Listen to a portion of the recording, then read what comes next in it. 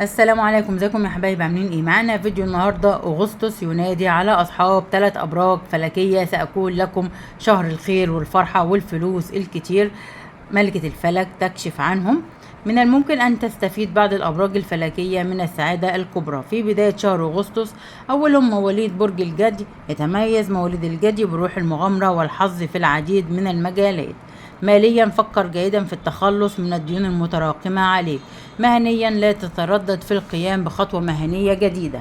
عاطفيا، علاقتك قوية ومستقرة مع الشريك، ما يجعلك في مزاج جيد.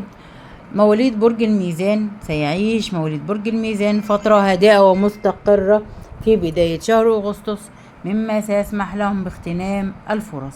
مهنيا، تشعر بتحسن إيجابي في مهامك المهنية. عاطفيا، عليك الخروج مع الشريك اليوم. ماليا، تشعر اليوم باستقرار مالي كبير.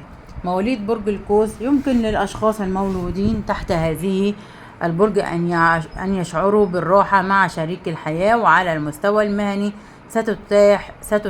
ستتاح لهم فرص جديدة للتطور والنمو. ماليا، تفكر في تنفيذ مشروعك الخاص بك. عاطفيا، تشعر بالراحة في حياتك العاطفية. مهنيا، تحاول اليوم تحقيق أهدافك وطموحاتك. وبكده حبايبي يكون ده الفيديو بتاعنا.